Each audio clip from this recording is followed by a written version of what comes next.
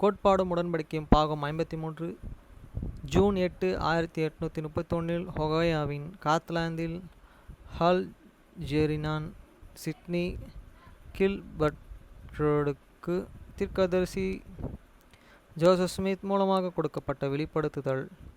Sydney கில்பர்ட்ரின் வேண்டுகோளின்படியே சகோதரர்கள் கில்பர்ட்ரின் பணி பெற்று அறியும் சபையின்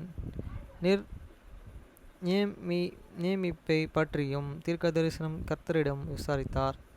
1-3 ஒரு மூப்பராக நியமனம் செய்யப்பட சிட்னி கில்பர்ட்ருடன் அழைப்பு தேர்வு. 4-7 ஒரு ஆயரின் பிரதிநிதியாகவும் அவன் வேலை செய்ய வேண்டும்.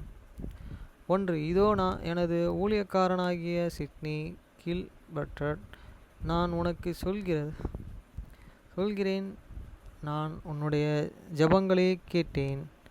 இந்த சாட்சி நாட்களில் கர்த்தராகிய நான் நிலைநிறுத்திய உனது அழைப்பை பற்றி சபையிலே தெரிந்து கொள்ளுதலையும் பற்றி உமக்கு அறிவிக்கும்படியாக உன்னுடைய தேவனாகிய கர்த்தராகிய என்னை நோக்கி நீ அழைத்தாய். வசனம் 2 இதோ உலகத்தின் பாவங்களுக்காக சிலுவையில் அறையப்பட்ட கர்த்தராகிய நான் உலகத்தை நீ கைவிடும்படியாக உனக்கு ஒரு கட்டளையையும் கொடுத்தேன்.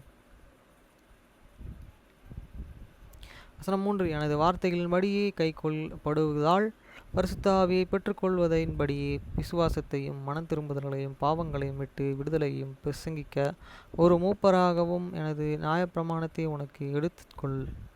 வசனம் 4 இப்பொழுது இருந்து கொடுக்கப்படுகிற கட்டளைகளின்படியே ஆயரால் நியமிக்கப்படுகிற இடத்தின் இந்த சபைக்கு ஒரு பிரதிநிதியாக இருக்கவும். வசனம் 5 மீண்டும் மெய்யாகவே நான் உனக்கு சொல்கிறேன், எனது ஊழியக்காரனாகிய ஜோசப் ஸ்மித் இளையவனுடைய சிட்னி ரிக்டனுக்கு உன்னுடைய பயணத்தை நீ மேற்கொள்ளலாம். வசனம் 6 இதோ நீங்கள் பெறக்கூடிய முதல் நியமனங்கள் இவைகளே. எனது திராட்சை தோட்டத்தில் நீ பிரயாசப்படுவதின்படியே அவரும்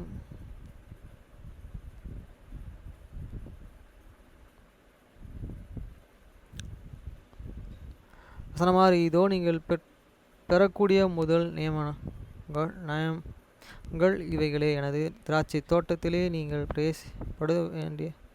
பிரயாசப்படுவதின்படியே அவர் நேரத்திலே மீதியானவைகளே அறியப்படும். வசனம் 7 மீண்டும் முடிவு பரியந்தமும் நிலைத்து இருப்பவனே இரட்சிக்கப்படுவான் என்பதை நீங்கள் அறிந்து கொள்ள வேண்டுமென நான் விரும்புகிறேன். அப்படி ஆக கடவது. ஆமேன்.